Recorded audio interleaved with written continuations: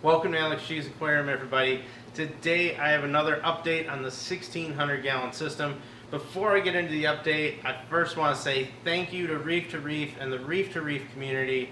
I was just presented with a Reef to Reef Excellence Award, and I gotta say I really do appreciate this coming from all the members of Reef to Reef.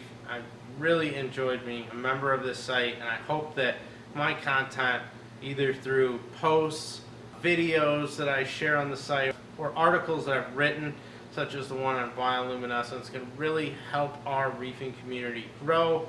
I really believe that sharing our knowledge and experience amongst each other, whether it be good experiences or bad, helps move this hobby forward and helps grow this hobby amongst other folks out there that are interested in reef keeping. So once again, thank you to everyone out there. I really do appreciate it. The 1600-gallon system has been doing pretty good. Now, as I was just saying, there's ups and downs in this hobby. For the most part, the tank's doing good, but there's always some downsides. In the 1600-gallon system, one of my latest challenges that I've been coming up with is issue with some of my corals, specifically the monoporas. I'm not sure exactly what's going on with the monoporas, but I've had a few of them start to kind of bleach out and fade away from the center outwards. I thought there might be some chemical warfare going on, or possibly something kind of eating on these corals. It's rather odd. I have some footage of them up now. I'm not sure exactly what's happening. I have removed some rock boring urchins that were in the tank. As I know in the past, I've caught one of them munching on an acropora.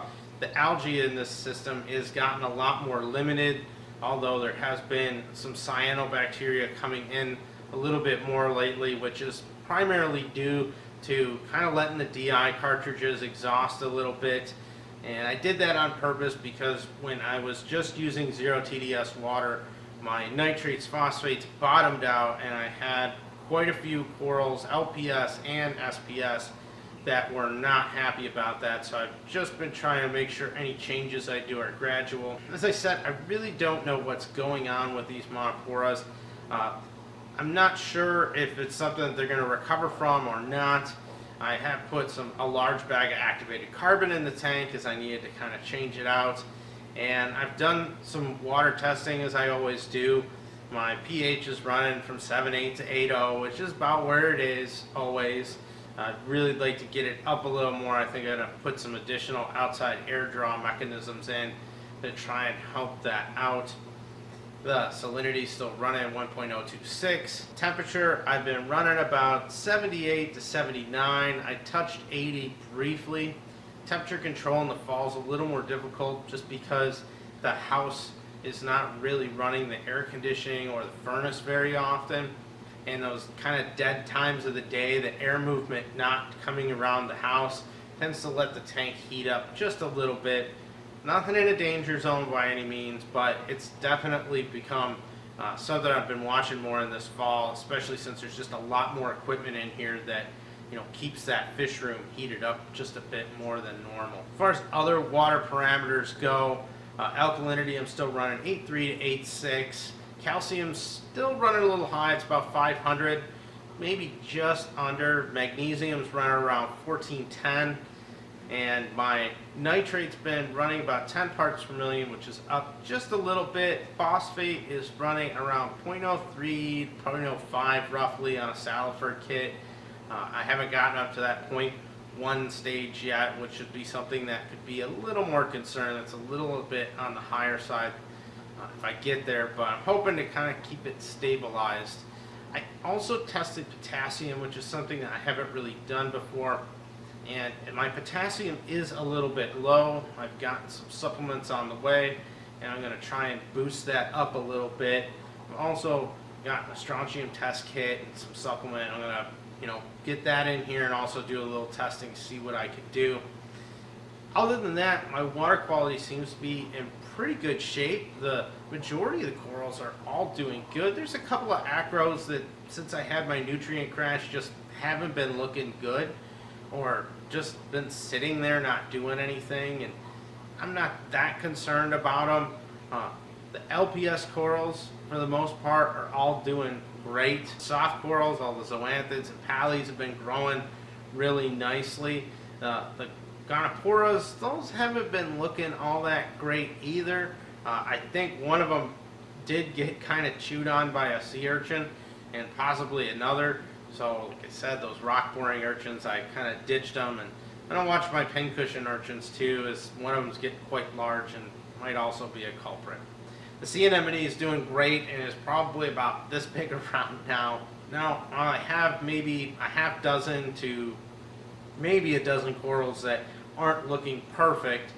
I can't complain there. There's almost 100 pieces of coral in this tank now, between frags and just different types of coral, and that's a really positive thing for me. A mixed reef is always the most challenging to try and balance out and keep everything happy. On the other side of it though, the fish are doing great. I don't really have any new additions in the 480 gallon reef. I added 2 Banggai cardinals, and one of them I'm pretty sure wasn't happy that it was put with another, and one disappeared after a couple of weeks. I'm not sure what happened exactly, and I don't know if it was an aggression or territory thing, but one of them disappeared. The rest of the fish look great, and the 480 gallon overall, I just can't complain. The tank is just doing awesome, and I'm just looking forward to seeing it grow and turn into a nice full reef in the next couple of years. There is a little cyanobacteria, and that's kind of on me. I let my TDS slip through my RO water, and I kind of did that on purpose because when I let it get to 0 TDS for an extended amount of time, my nitrates phosphates zeroed out. I think I might have that under control, and I did replace my DI cartridges I needed, so I'm making 0 water again. I am due for a pre-filter cartridge change. I'm going to get that done, and I'm actually considering RO membrane changes. They've only been running for just over a year, but I've put quite a bit more water through these than the average person does, just between filling tanks and doing top off, although my top off's still not that bad, only 20 to 40 gallons a week in top off water. The cyano has been going down since I swapped out that DI cartridge. I let it get a little bit heavier, and it's just been kind of slowly fading away, which is just how I want to see it happen. I don't like drastic changes in my aquarium, so I'm very careful in how I do that. As I said though, the fish, they're all doing awesome. The tangs have been getting along great, just eating like little piranhas when I put the nori in there. It's crazy how quickly they will strip a piece of it, and I only have 4 tanks in there. Moving on, the 720 gallon tank has been doing great. Again, there's not much in the way of new additions, although I got 3 new fish in here, and they're the latest additions to the 1600 gallon system, and it's some large angelfish. I've been kind of slowly and methodically adding fish to this tank. I already had 2 dwarf angels and an annularis angel, and therefore adding in more angels I knew could have some territoriality issues and aggression issues, and I elected to add 3 large angels all at once if they were available. I have to thank Steve over at Reef Plus. He got me some great fish from the wholesaler, handpicked them. I took them straight from the wholesaler's bag in his store. I'd given him a list of tangs and angels that I wanted. I basically said, if these fish don't look perfect and you can't get all of them, don't get any, because I need to add a group. He came up with a medium blue-faced angel that's just beautiful, and that's the big fish that got added. Also got a Navarcus angel that's just getting into its adult coloration, and a juvenile emperor that's just starting to change towards an adult. All 3 of them are beautiful fish, though. I'm going to talk about them in another video and talk a little bit about angelfish aggression and just mixing them together. There's a little bit of an interesting story behind these fish getting added to the tank. As far as feeding goes, I fed a ton of live white worms to these fish their first week, and even the first day they got in the tank, they've just been eating like crazy. The puffers are just absolute pigs when it comes to eating. The porcupine puffer just absolutely decimates cocktail shrimp that I feed. I keep the exoskeleton on, and that porcupine will literally just rip them in half and just chew them up. The dogface has been doing really good as well. They're just really fun fish to have in the tank. The porcupine does spit water at me if I'm not feeding it enough, and it's kind of funny, but at the same time it's like having a dog, and I find myself being like, stop that, I don't want you spraying water on me right now. Fish are all doing great. I'm gonna add more fish into the tank slowly, and I'm just happy to see this tank turn a year old and everything doing so well. Moving on to equipment. Now, equipment wise, there's been a lot of small maintenance going on. The refugium is doing really good. I haven't had any issues there. The main return pump has been up and running for over a year now, and it's a reflow hammerhead, and it has a seal on the motor shaft. You have to replace those shaft seals usually about every year to 18 months. If you do have a pump that requires one, I don't recommend waiting until it starts to leak. You might get a little kind of spray of water from it every now and then, which is not uncommon, but once you get over that kind of year mark, I would probably proactively look to change it. That's exactly what I did. I thought this was going to be a really easy pump replacement.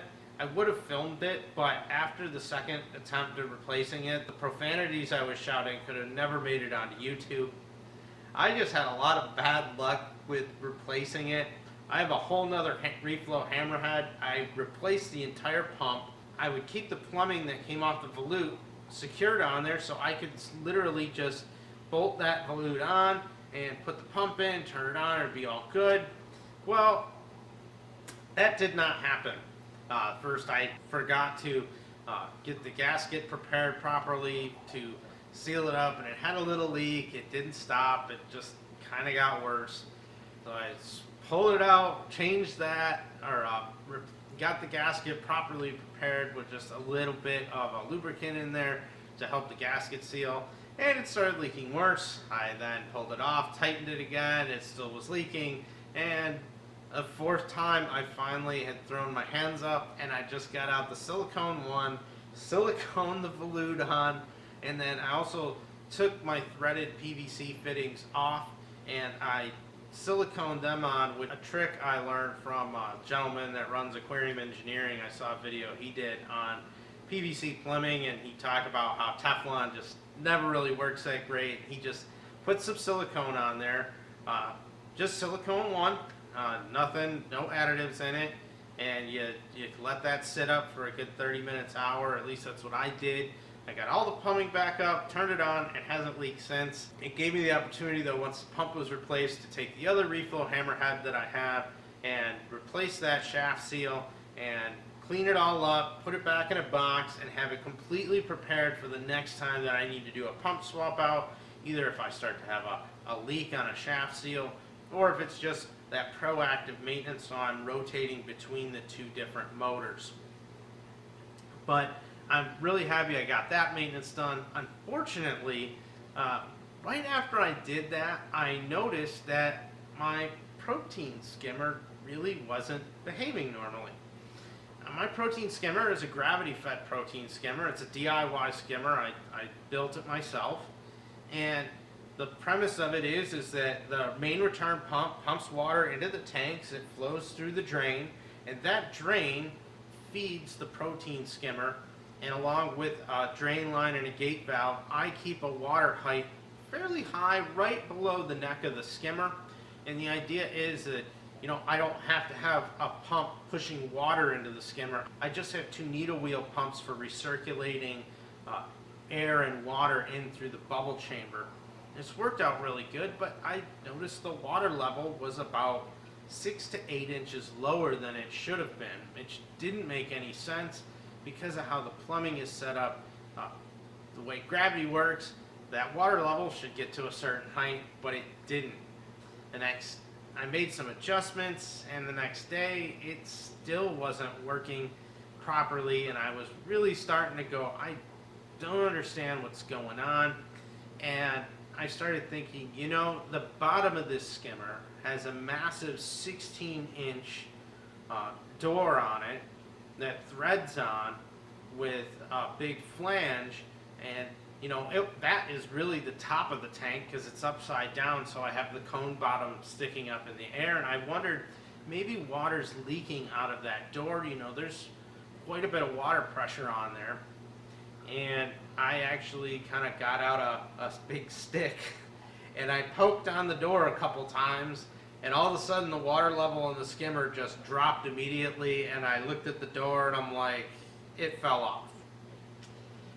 And I had to pull all the plumbing out, pull the skimmer out, which wouldn't normally be that big of a deal, but since I added the UV sterilizer, trying to flip the skimmer over to get to the access door on the bottom was challenging, would be a good way to put it. And I finally got it flipped over and was able to look at it, and one of the nylon flange bolts I had put in, it actually pulled through from the water pressure, and I think it was just because I had kind of trimmed that bolt a little bit to get it in, and it just wasn't really done right. I ran to Home Depot with the skimmer off, the main return off, and just circulation pumps running, and you know, I'm sure everyone's experienced at the Reef Aquarium or running to the plumbing, you know, to Home Depot or wherever you get plumbing supplies, and you're in that frantic hurry up, just have the part I need.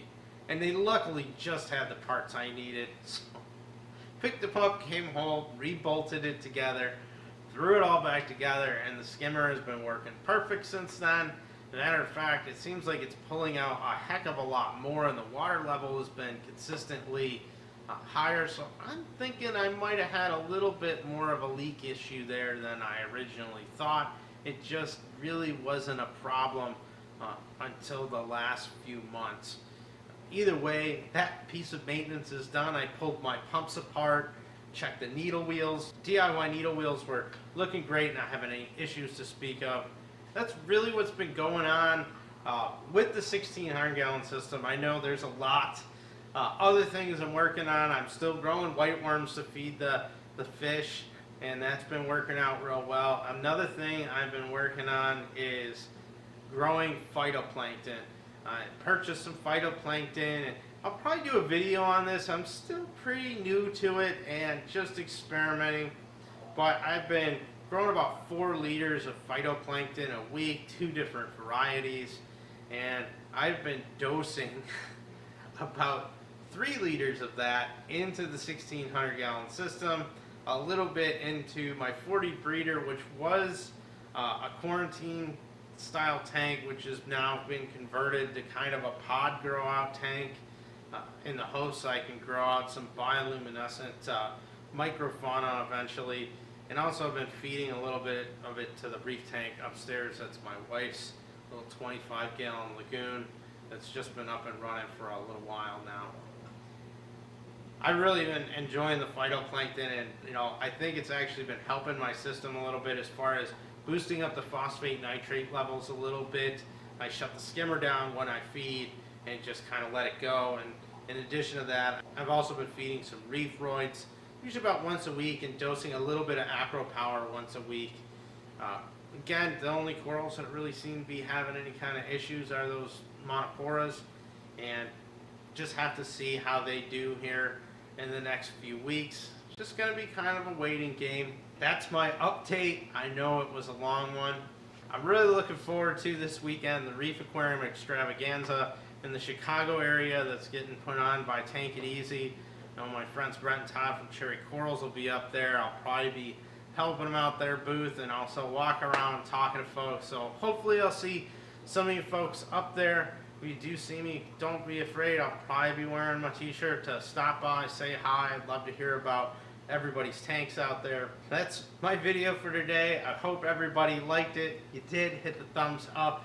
As always, if you have comments or questions, please leave them down below. And I hope everyone has a great week. Thanks again for watching, everybody, and I'll see you on the next video.